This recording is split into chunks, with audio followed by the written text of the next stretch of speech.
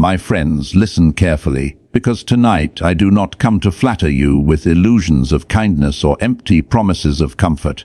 I come to give you tools, sharp, dark tools, that will carve a path for you through this world of hidden daggers and silent wars. You want life to be easier? Then stop playing as the victim. Stop believing the lies of virtue without strength, and instead embrace the truths that others are too weak to speak aloud. The first truth is this: people remember impressions, not intentions. If you want to move freely in this world, master appearances. Let others believe what benefits you. Do not waste your energy explaining your heart, your motives, your soul. Nobody cares. They see only what you project. Project power and you will be treated with respect. Project weakness and you will be treated as prey. Life becomes easier when people fear the cost of crossing you more than they anticipate the benefit. People remember impressions, not intentions. This truth is sharper than any sword because it cuts through the illusions people love to wrap themselves in. You may carry noble motives in your chest, pure thoughts in your mind, or sincere kindness in your heart, but the world will not measure you by what you meant. The world measures you by what it sees, by what you allow it to see, and by the strength of the impression you leave behind. In every interaction, whether you want to or not, you are painting an image of yourself in the minds of others. That image will live far longer than your explanations, and it will dictate how people treat you long after your words are forgotten. Think about it. When someone wronged you in the past, did you spend your days thinking about what they intended? Or did you remember the sting of their action, the mark it left on your pride, the shadow of the way they made you feel? We are emotional creatures first, logical creatures second. We rarely dissect intention with precision. Instead, we carry impressions like scars, vivid and unforgettable. To survive in such a world, you must stop relying on the hope that people will one day understand your heart. They will not.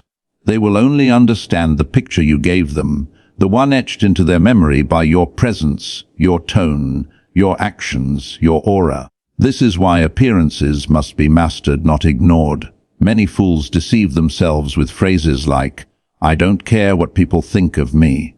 A lie. You may not care about every opinion, but the truth is that the perception others hold of you dictates opportunities, alliances, respect, and even survival. A man who looks weak will be treated as weak. A man who carries himself with power will often be treated as powerful, even before proving it. That is the advantage of impressions. They precede reality, and often they override it. If you wish to walk easier in this life, you must learn the art of deliberate presentation.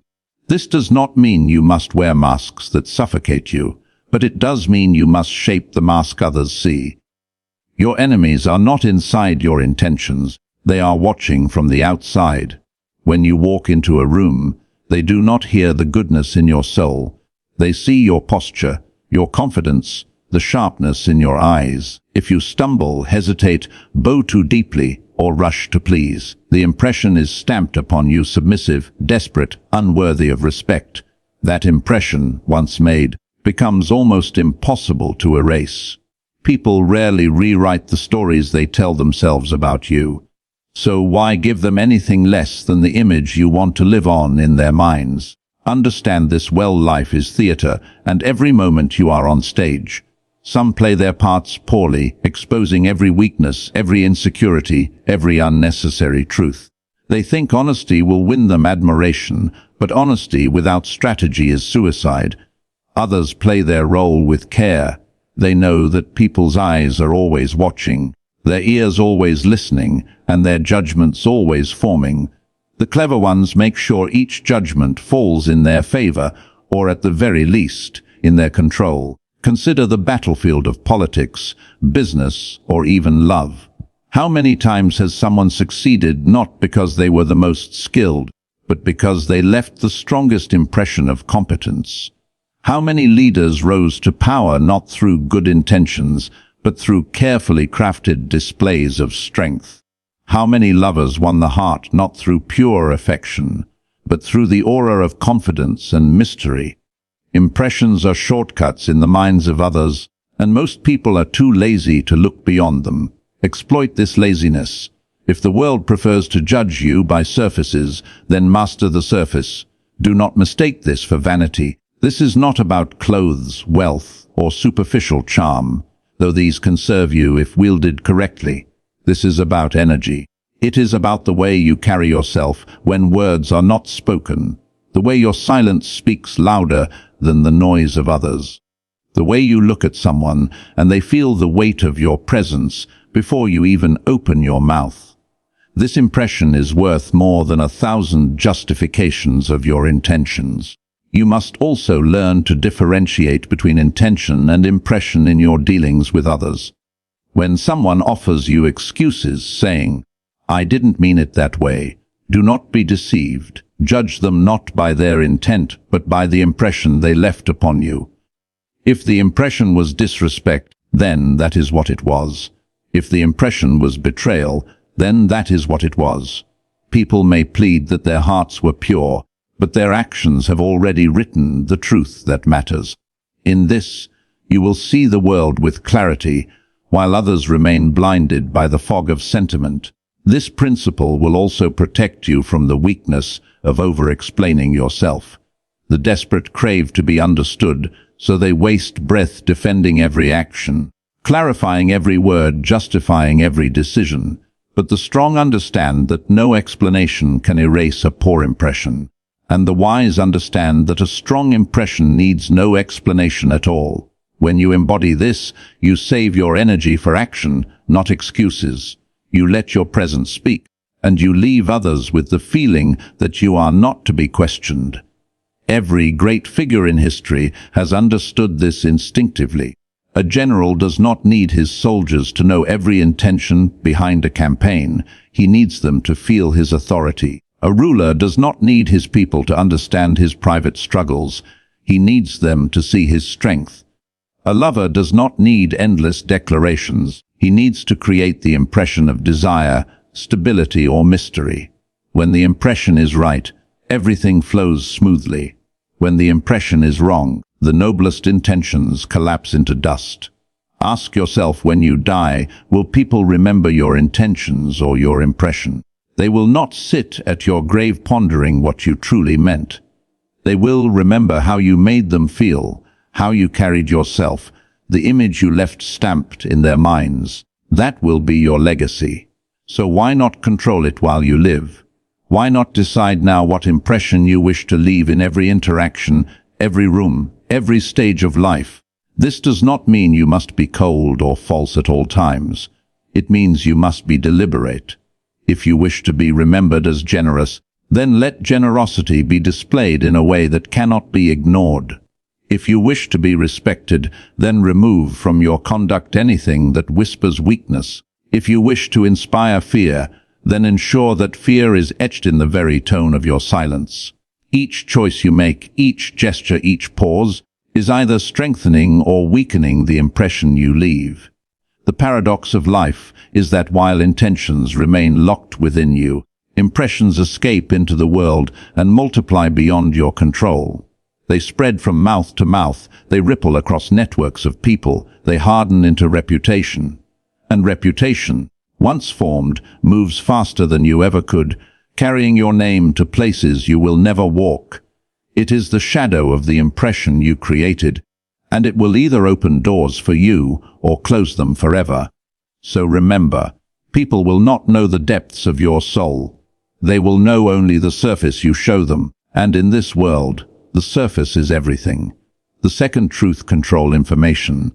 Whoever controls the flow of information controls perception, and perception shapes reality. Do not reveal everything about yourself. Do not explain too much.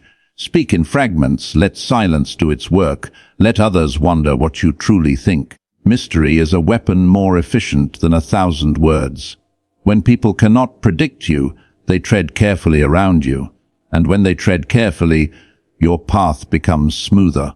Control information, reveal little, stay mysterious. The world runs not on truth, but on perception, and perception is sculpted by information. Whoever owns information owns the battlefield. Whoever leaks too much loses their strength before the fight even begins. You must understand that information is not simply words.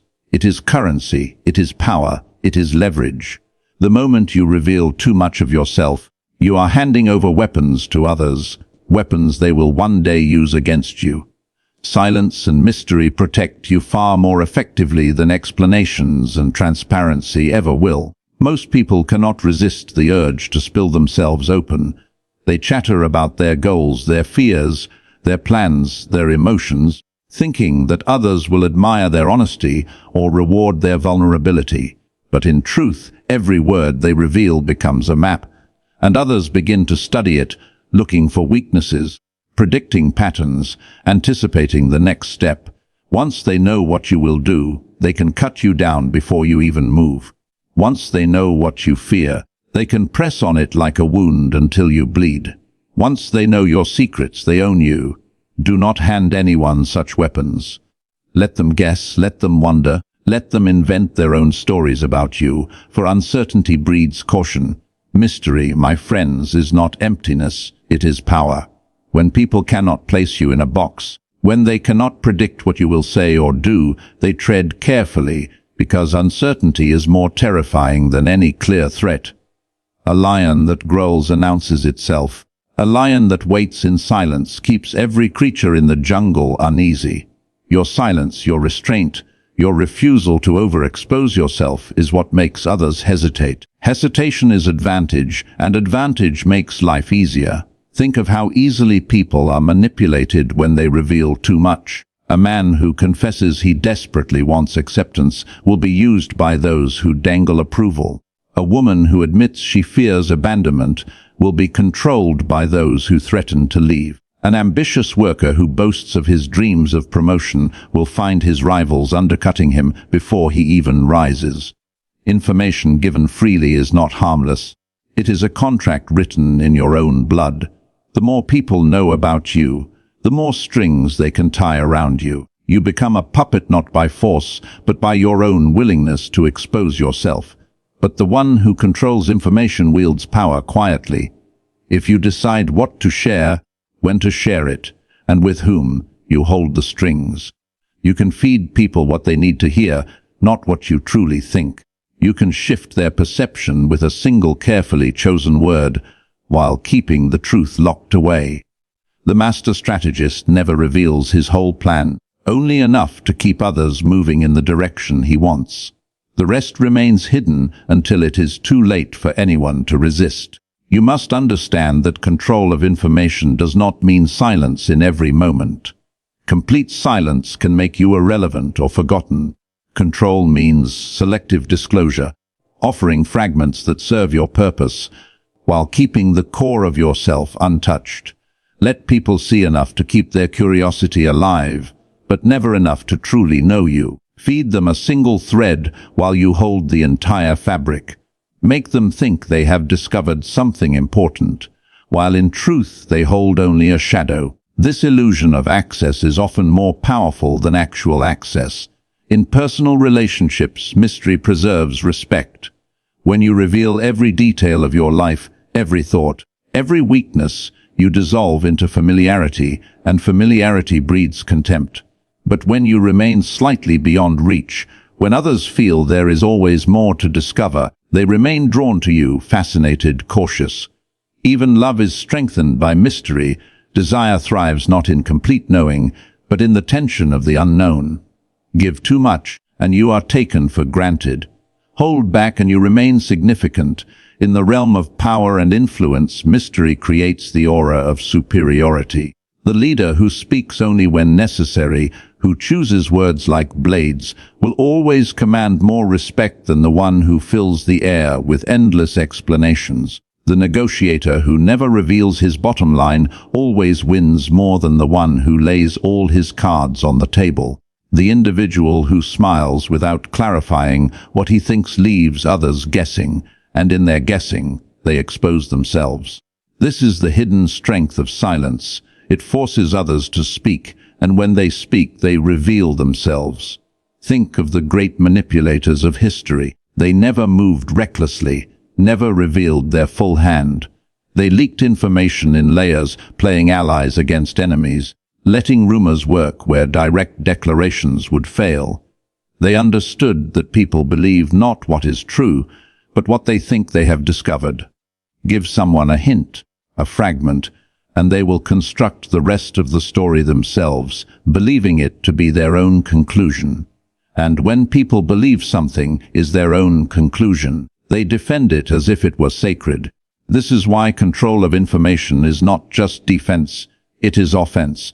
You are not only hiding your truth, you are planting the truths you want others to believe. Another reason to stay mysterious is this: people value scarcity.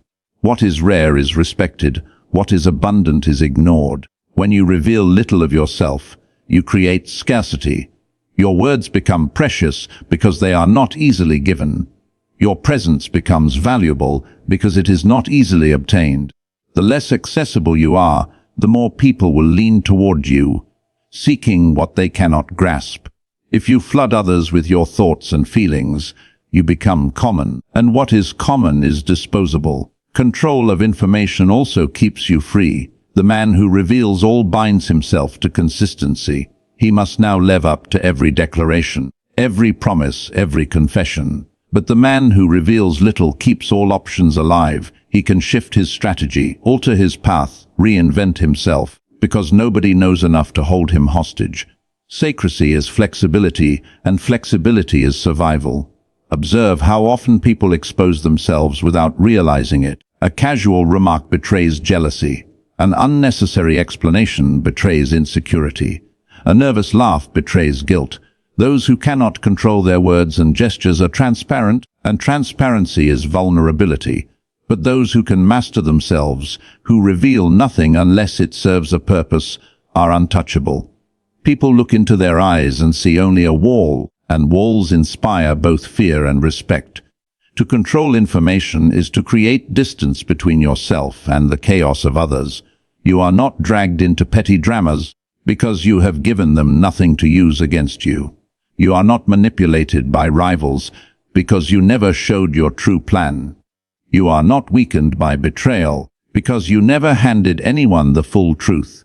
Your life becomes easier not because the world grows kinder, but because you become untouchable.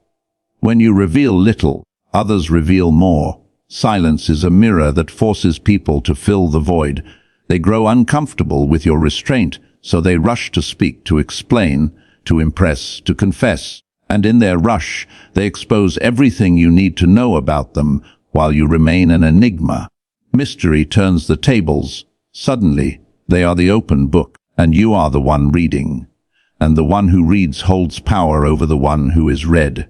Control of information, then, is more than a tactic. It is a way of life. It is the shield that protects you, the sword that strikes unseen, and the crown that others cannot take because they cannot even see it. It requires discipline, patience, and restraint, but once mastered, it makes life infinitely easier. For in a world where everyone is desperate to be known, the one who remains unknown becomes invincible. The third truth: learn to use people's emotions, because most men are not guided by logic but by hunger, vanity, fear, and desire. If you appeal to these, they will serve you even while believing it was their choice. Feed pride, and you will be admired. Stoke fear, and you will be obeyed. Offer hope, and you will be followed. Manipulating emotions is not cruelty, it is mastery, and mastery makes survival effortless. Master emotions: fear, pride, desire, hope. These are the levers of human behavior, the strings that make people move, the silent commands that shape every choice men and women make. The world may pretend that logic and reason guide decisions, but that is a lie told by philosophers who never walked through fire. The truth is simple: emotion rules. If you can grasp the art of stirring it, controlling it, or even merely anticipating it, you will wield an invisible power over others. Power that makes obstacles disappear, enemies bend, and allies follow without resistance. Fear is the most ancient, the most primal. It reaches deeper into the human soul than any law or promise.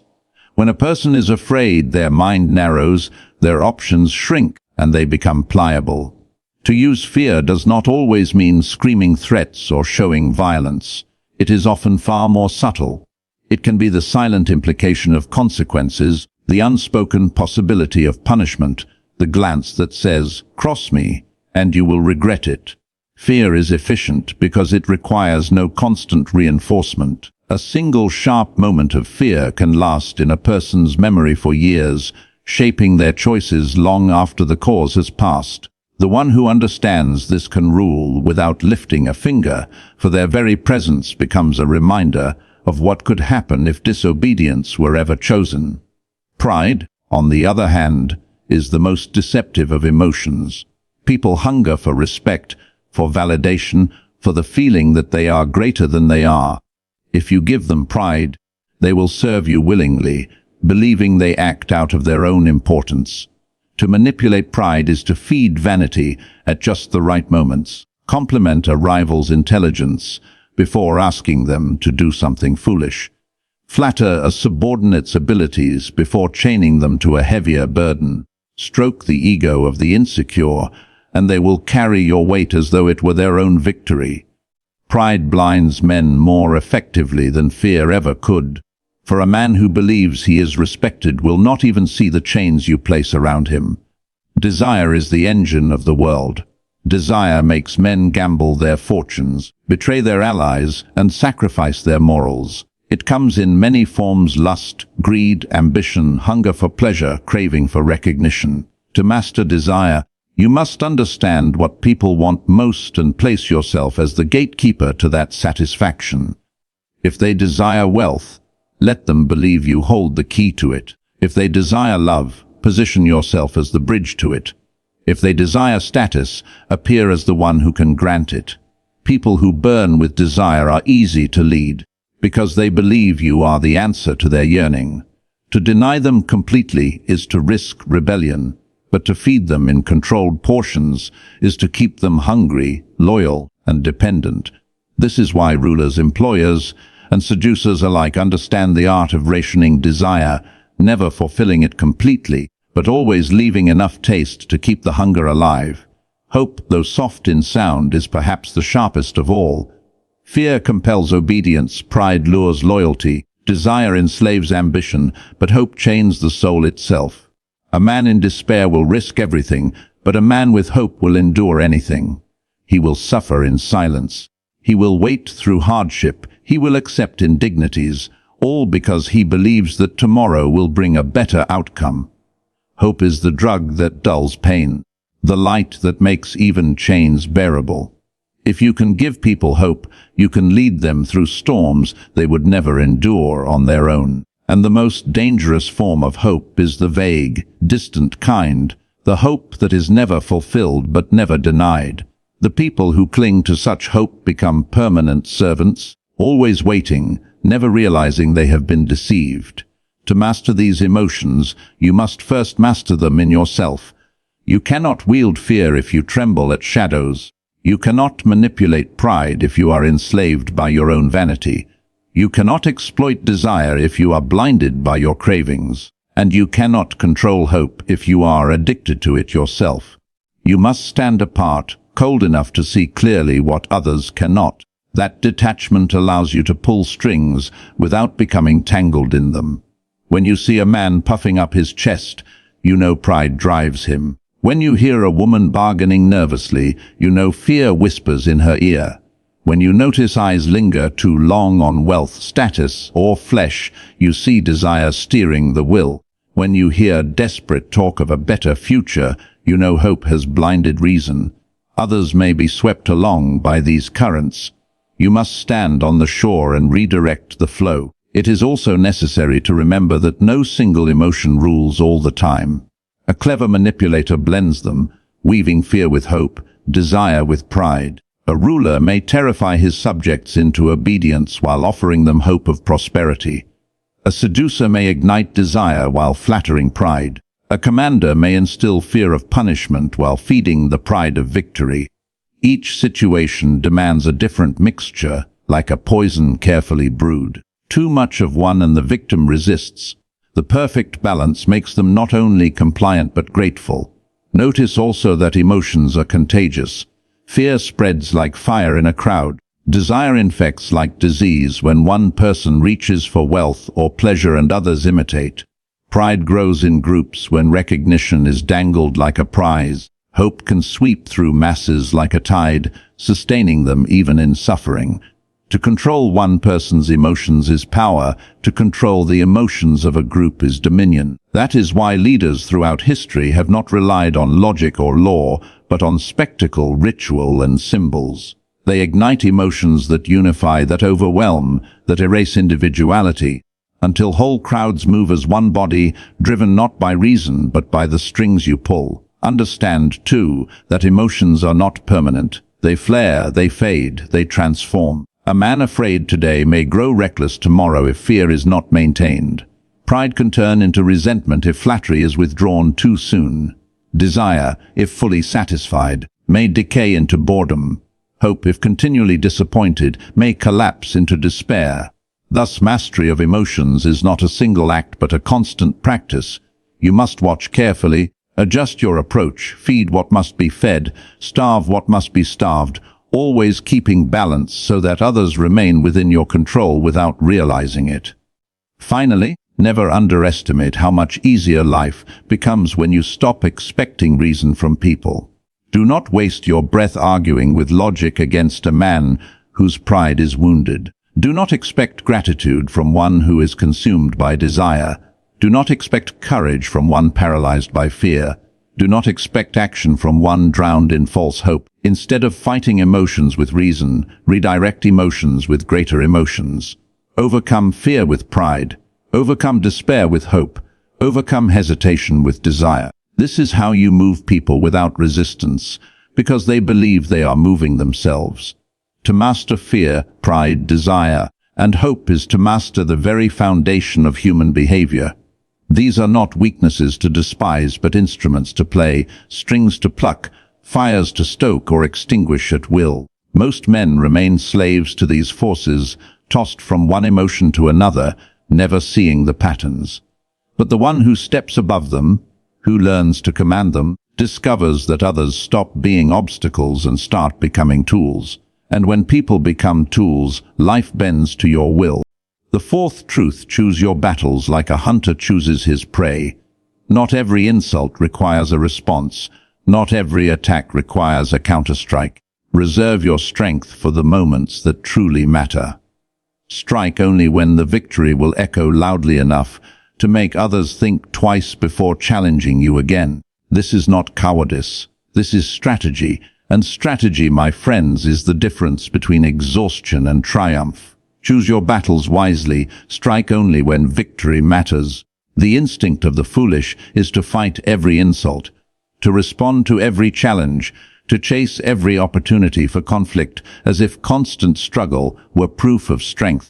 But the truth is that strength is not measured by how many battles you enter, but by how many you win, and more importantly, by how little you lose along the way. To live as if every minor slight requires your retaliation is to exhaust yourself, to bleed your energy on trivialities, to scatter your focus until nothing remains for the struggles that truly shape destiny. Discipline in conflict is more valuable than fury, and patience in attack is deadlier than rage. Look closely at those who cannot resist the temptation to strike back at everything. They are constantly drained, constantly distracted, constantly embroiled in chaos of their own making. They are ruled not by strategy but by emotion. An insult touches their pride and they lash out. A rival whispers and they strike prematurely. A small inconvenience enrages them and they expend force where silence would have been enough. Such people may appear fiery, but in reality, they are weak. They are puppets of their own temper, manipulated easily by anyone clever enough to prod them in the right spot. The world uses their predictability against them, and they do not even notice they are being played. The wise man, however, understands that battles are expensive, and the price is not always blood. A battle costs time, attention, resources, allies, and most of all, reputation. Even if you win, the scars remain. So why waste such costs on matters that do not matter? Better to be insulted today and rise stronger tomorrow than to exhaust yourself over trifles. Better to let a petty rival shout while you remain silent and calculating, storing your energy for the moment when one decisive strike will remove him entirely. People will call you patient, even passive, but when the moment comes, you will strike with such force that they realize your silence was not weakness but preparation. This principle applies to every realm of life. In politics, to answer every critic is to appear insecure. In business, to chase every competitor is to scatter your resources. In personal life, to fight over every word is to destroy respect and exhaust relationships. The art of choosing battles is the art of conserving power until it can be unleashed to maximum effect. Even nature itself demonstrates this truth. The snake does not strike at every movement in the grass. It waits for the precise moment when the prey cannot escape. The hawk circles above, conserving its energy, until the perfect opening presents itself. To strike without timing is waste. To strike with perfect timing is conquest. But choosing battles wisely does not mean avoiding conflict altogether. It means recognizing that conflict is inevitable, but it must serve a purpose greater than pride. Pride alone is a poor guide, because pride leads you into battles you could have ignored. The true guide is gain. What do you stand to win, and what do you stand to lose? A wise fighter asks not, am I strong enough to win this fight, but instead, is this fight worth winning at all? If the answer is no, then victory is irrelevant. Let the fool chase hollow triumphs. You must chase only what advances your position. There is also a psychological advantage to restraint. When people learn that you do not respond to every provocation, they begin to underestimate you.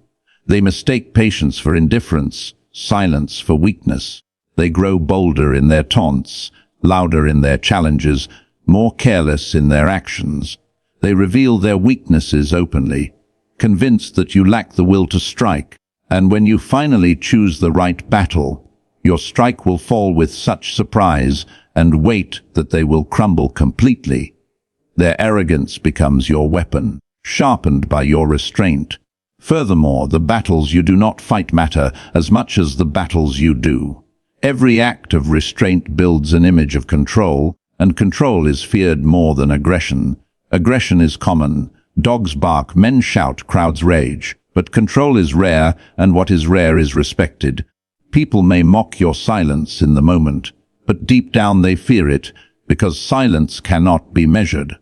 They wonder what you are planning, what you are saving your strength for, what storm hides behind your calm. This uncertainty is a greater weapon than noise. Timing then becomes everything. A premature strike may weaken you even if it wounds the enemy. A delayed strike may allow them to escape or grow stronger. To master battle is to master time. Watch carefully, wait patiently, strike only when the gain is clear, the opening undeniable, the cost acceptable. When such a moment arrives, hesitate no longer. Strike with full force, without mercy, without apology. Make the blow decisive so that no second battle is needed. That is how one victory can replace 100 wasted struggles. In human interactions, this principle is golden. If you argue over every insult, you appear insecure. If you fight over every detail, you appear petty. But if you endure small slights and ignore meaningless provocations, people begin to notice that when you do speak, when you do act, it carries weight. You are not background noise, you are the thunder that follows silence. That difference alone sets you apart from the crowd, because the crowd cannot resist the lure of constant bickering. They are predictable. You are not.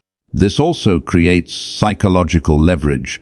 When others know you are capable of striking but cannot predict when you will, they begin to police themselves. They hesitate before provoking you. They moderate their words, soften their attacks, restrain their actions, because the uncertainty of your response becomes a silent threat. This saves you energy, because now your enemies control themselves on your behalf.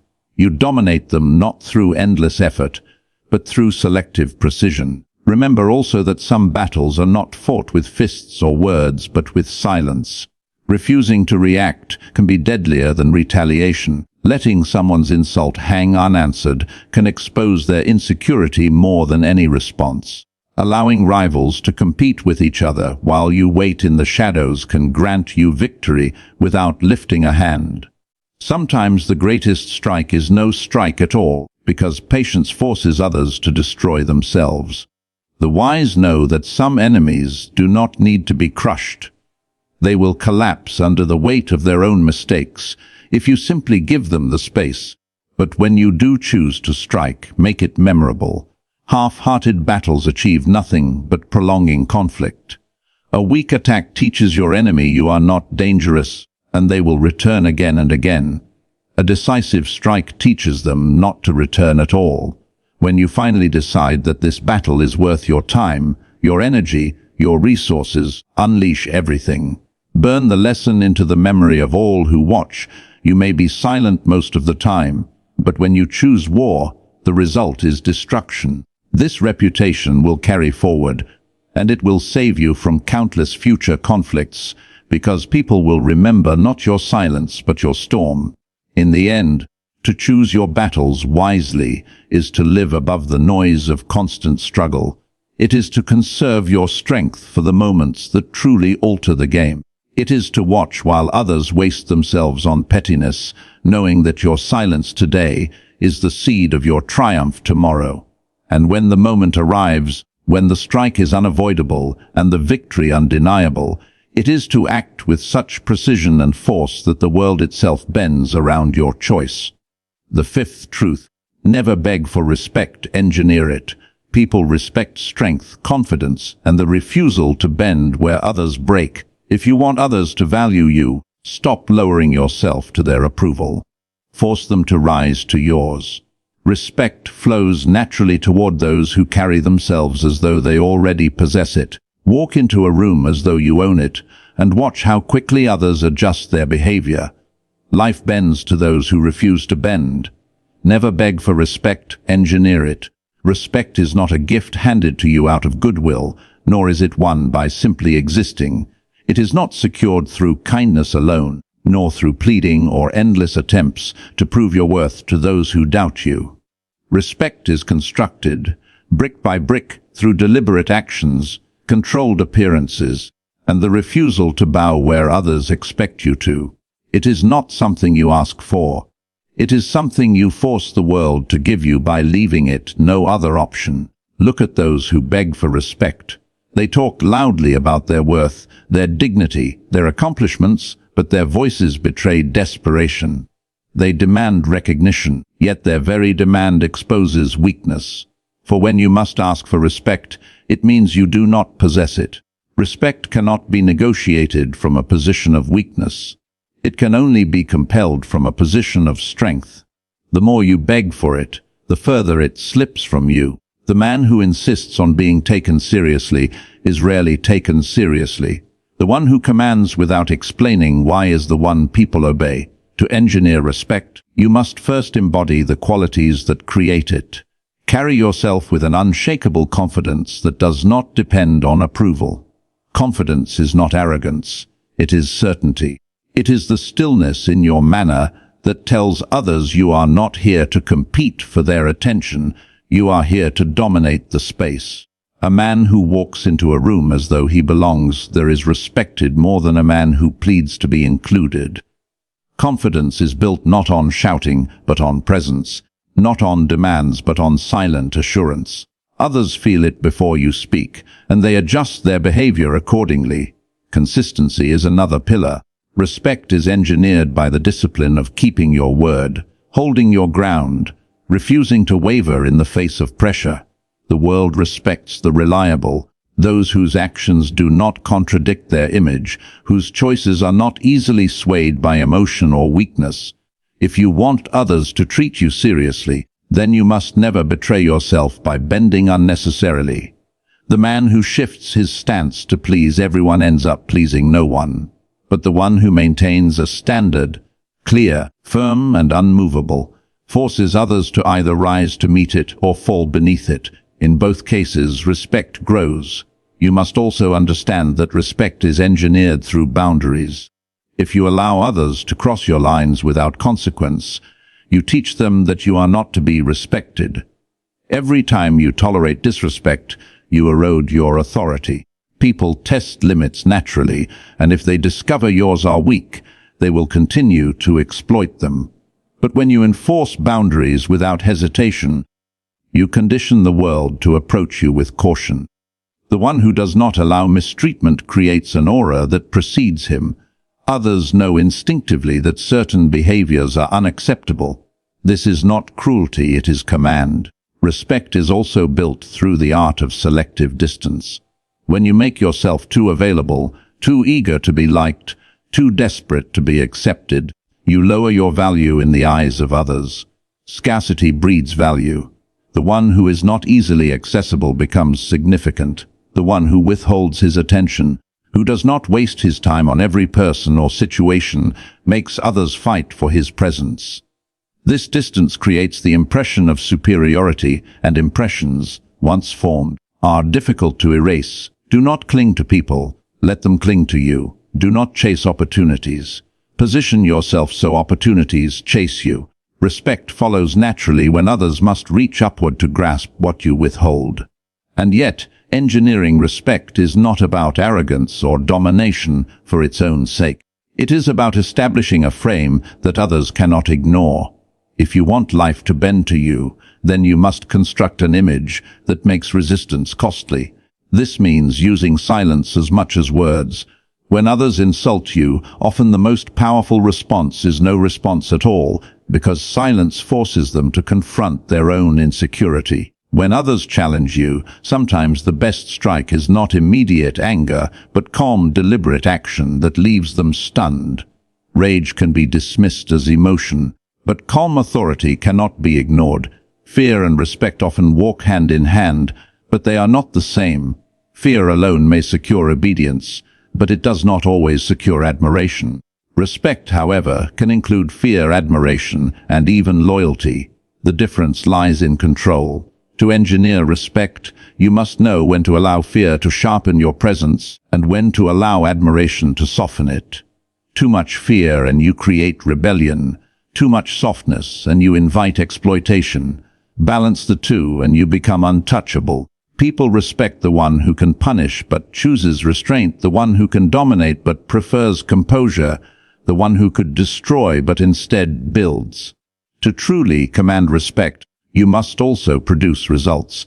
Words and appearances may ignite impressions, but results cement them. If you speak with confidence yet achieve nothing, the illusion will collapse. If you set boundaries yet never enforce them, you will be mocked.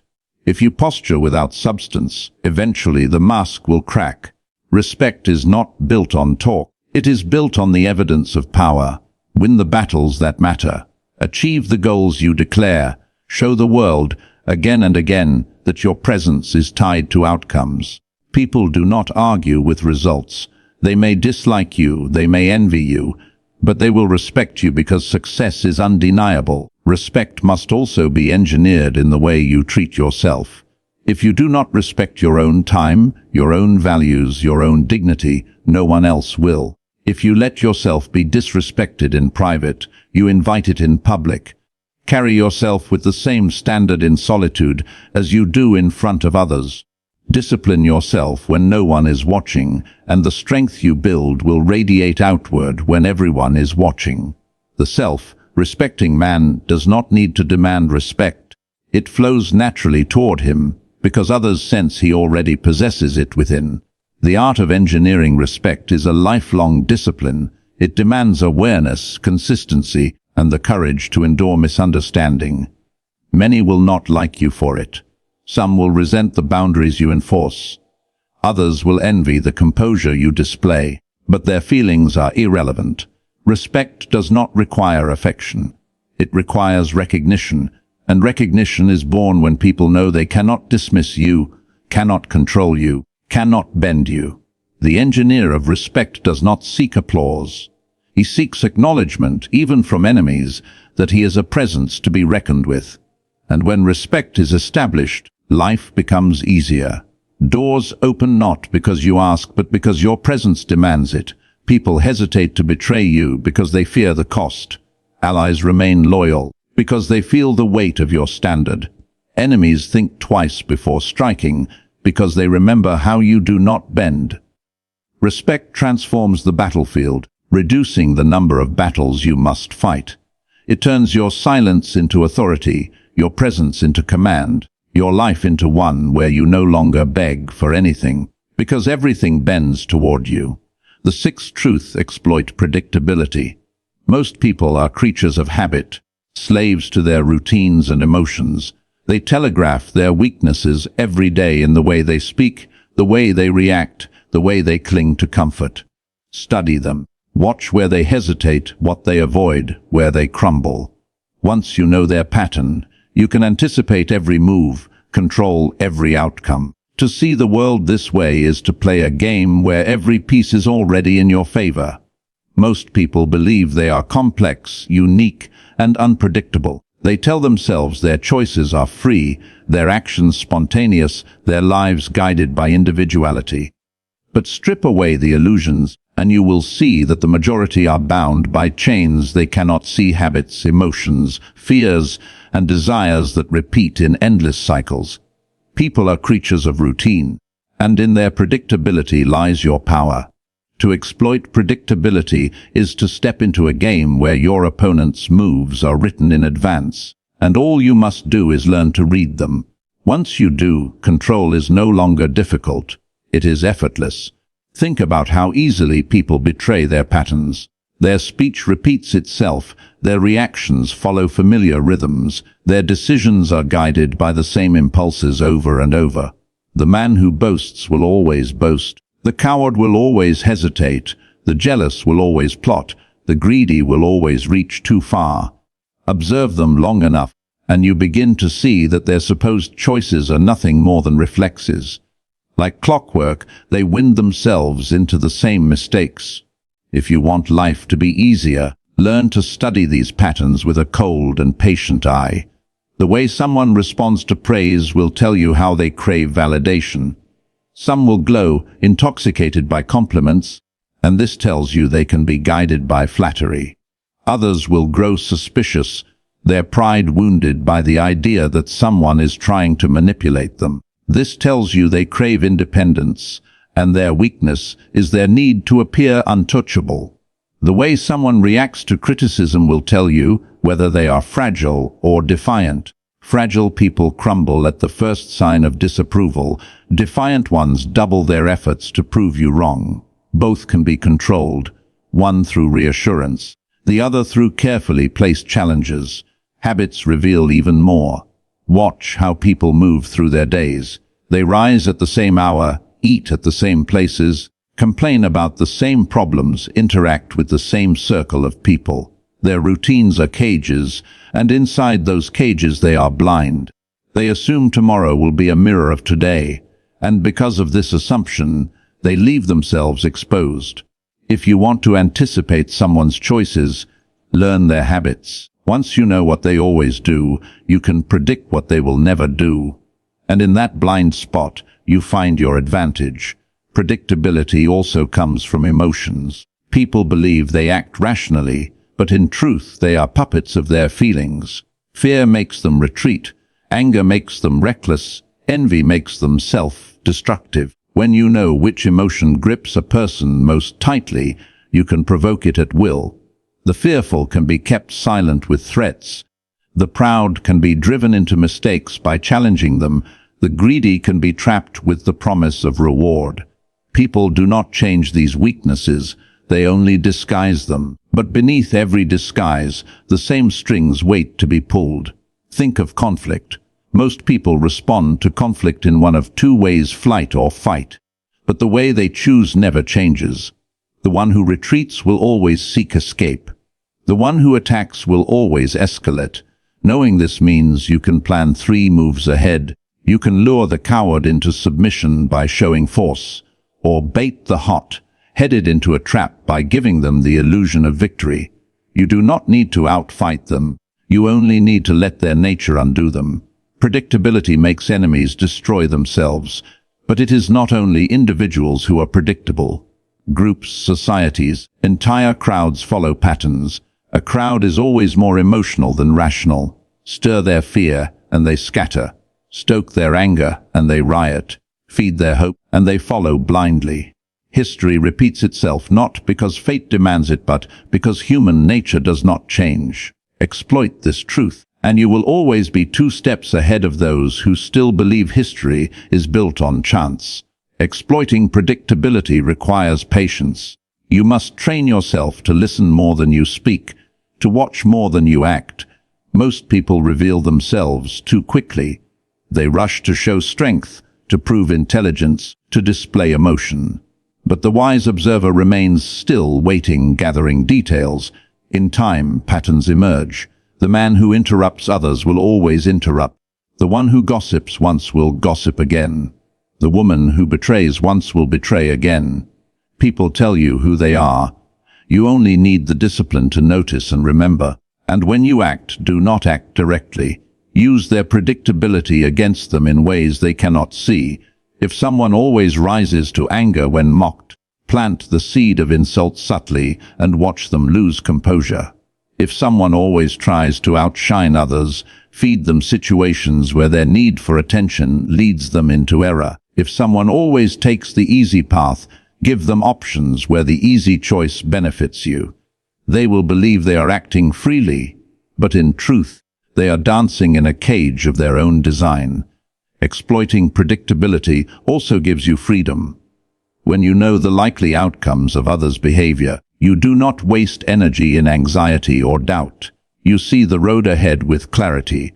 You know which allies will remain loyal, which enemies will betray themselves, which rivals will collapse under their own flaws. You save your strength for moments that matter instead of fighting every uncertain battle. The world becomes less chaotic, less overwhelming, because you see the order hidden beneath the noise. There is also power in unpredictability, not for yourself, but as a contrast to the predictability of others. When you remain unpredictable while everyone else follows their patterns, you create fear. People cannot control what they cannot predict. They cannot prepare for what they cannot see coming. This imbalance tilts the game permanently in your favor. Their predictability becomes their prison, while your unpredictability becomes your shield. Be steady in principle, but flexible in action. Let others walk their straight lines, and you will always be free to strike from unexpected angles. In truth, predictability is the greatest weakness of human nature. It is the silent script by which most lives are written.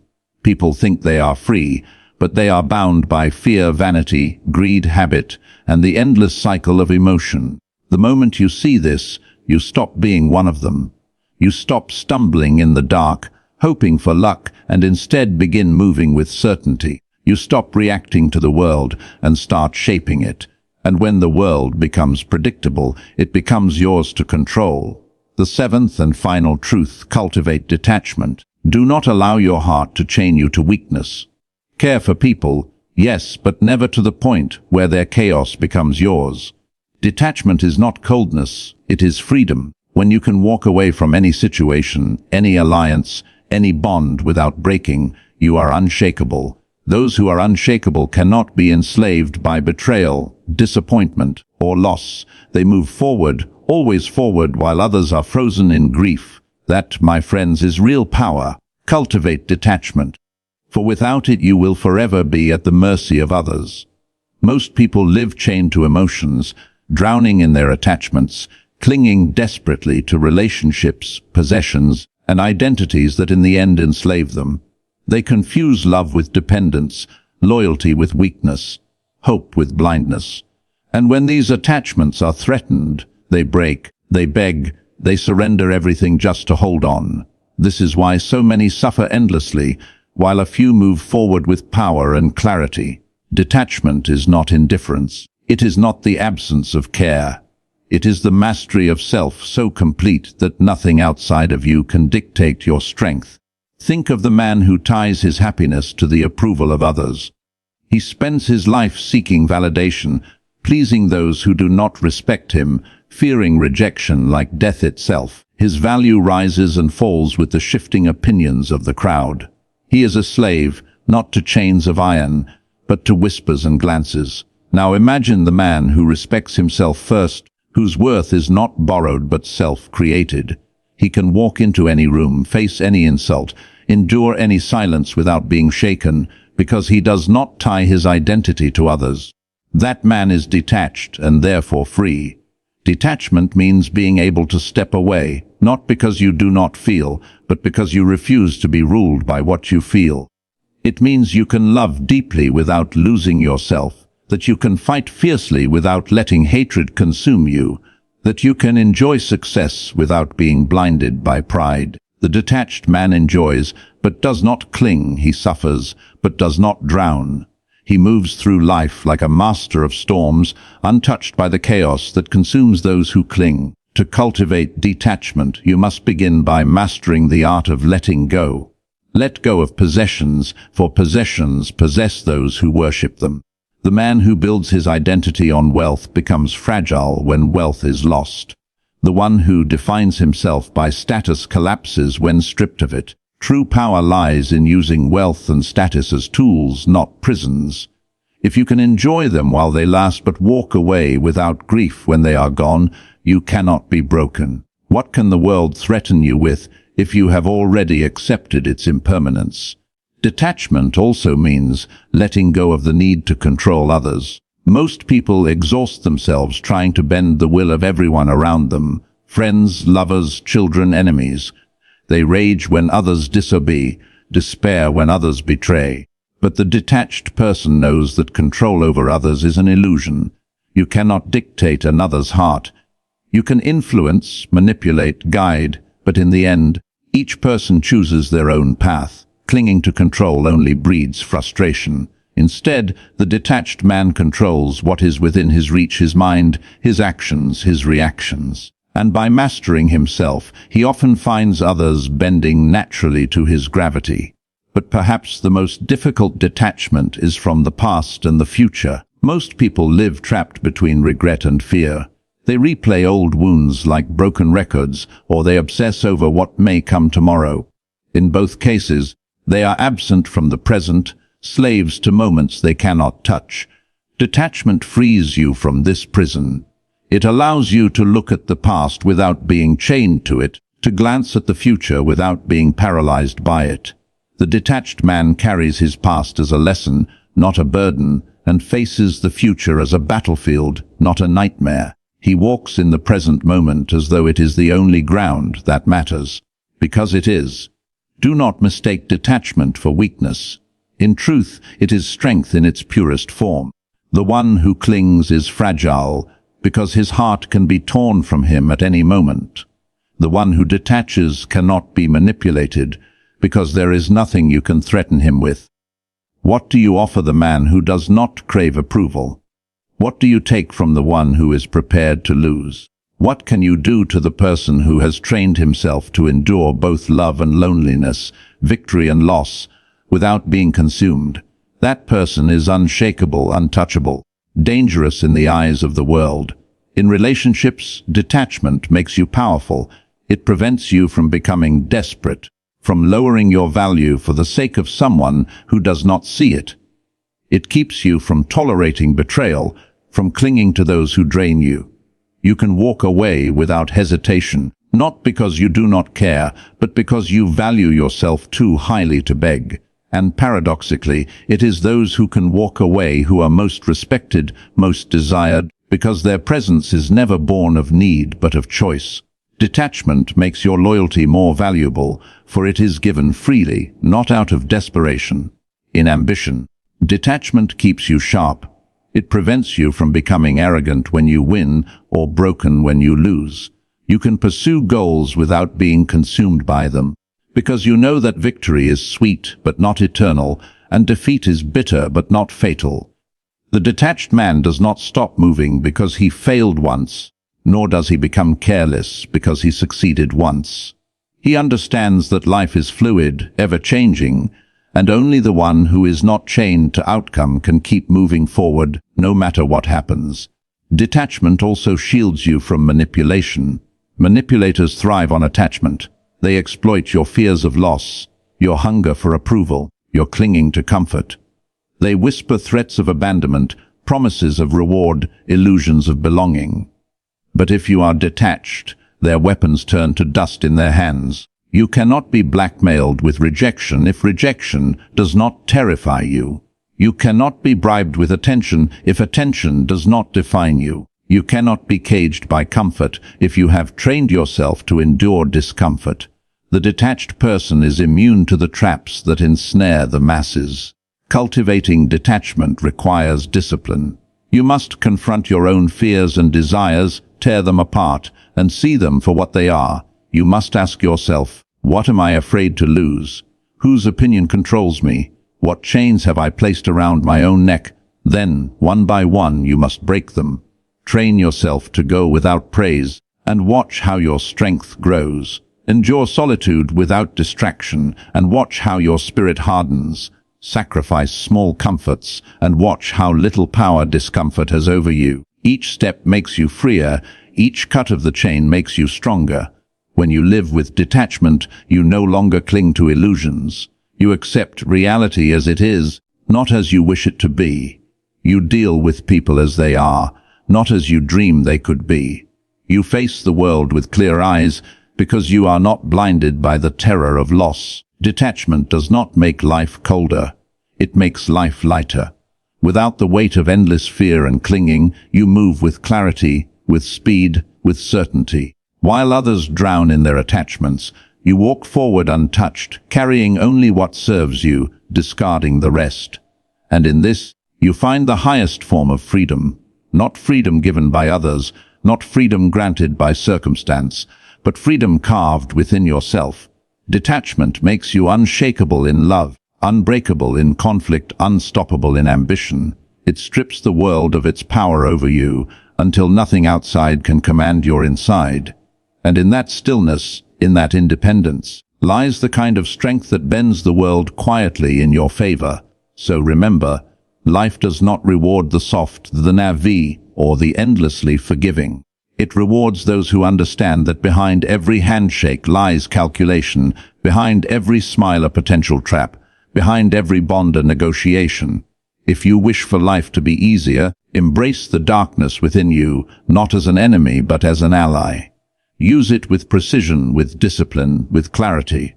These 7 truths are not gentle, but they are effective. And in a world that devours the weak, effectiveness is mercy. Carry these truths with you, sharpen them, wield them. And you will discover that life does not need to be suffered. It can be commanded.